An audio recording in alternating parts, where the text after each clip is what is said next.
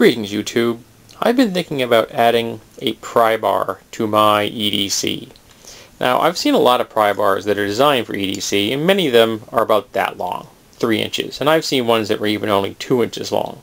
And frankly, a pry bar that long, while better than nothing, isn't really all that useful to me.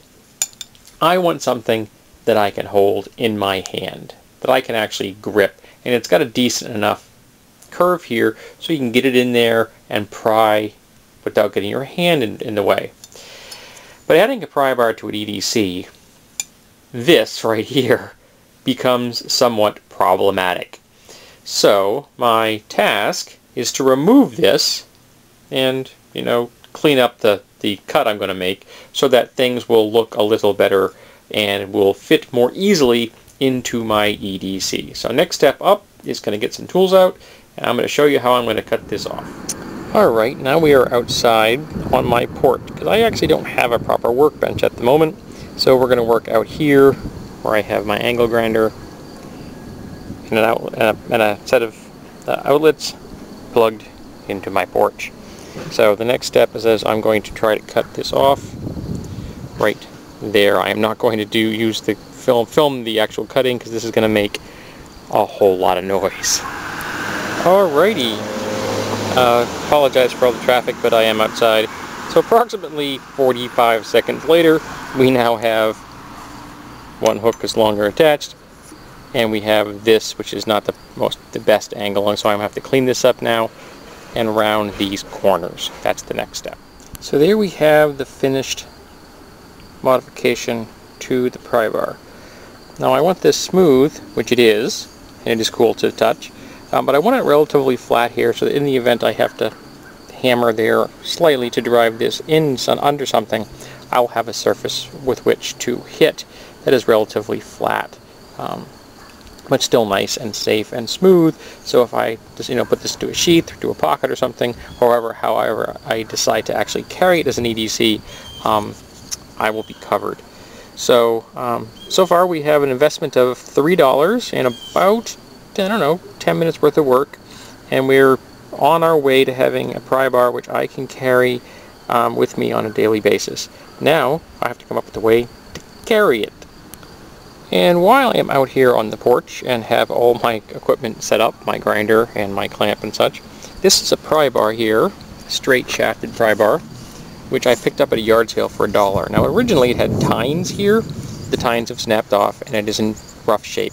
So I'm going to grind this flush, and then I'm going to put a new bevel here so that I can still use this as a pry bar which I can drive under something with a engineer's hammer or the sledgehammer to pry things. And for $1 investment and a little bit of time, it still makes a useful tool. Okay, so we're back, and I have now squared this up and put a bevel on it, so this is now a functioning pry bar. I knocked the corners off, and I used this stone right here, it's a little hand stone, a Smith stone, to take the burrs off. Actually, there's one left right there. I need to get that off.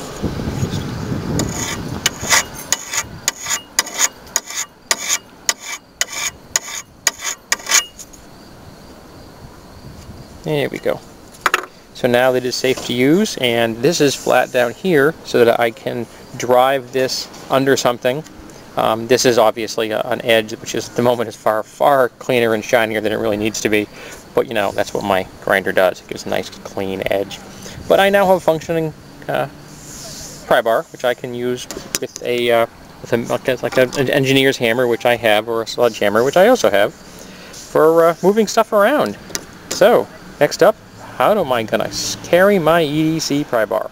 Alrighty, so when I say I want an EDC pry bar, I want an EDC pry bar. I want a pry bar that I'm going to be able to carry wherever I go and will be available whenever I need it.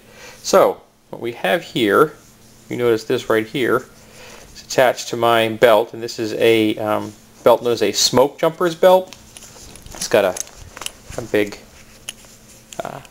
aluminum buckle here, and the big aluminum buckle holds it in place, as well as a piece of Velcro which goes all the way to here, so it allows for a lot of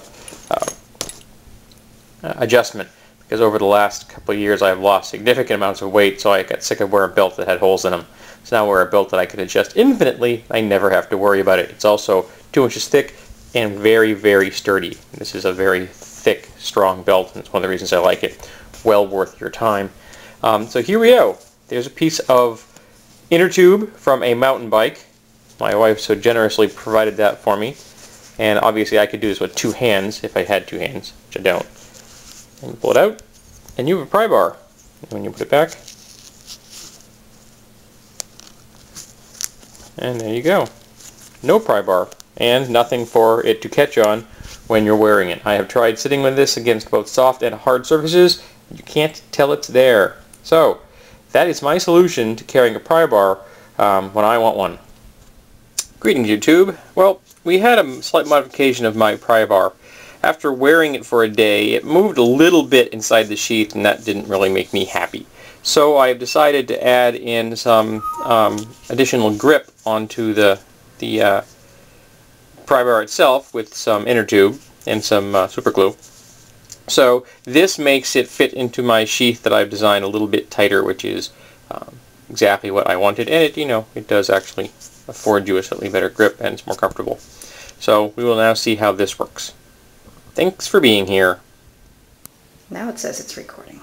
Excellent. I have a camera moment today, so we'll see how this works out.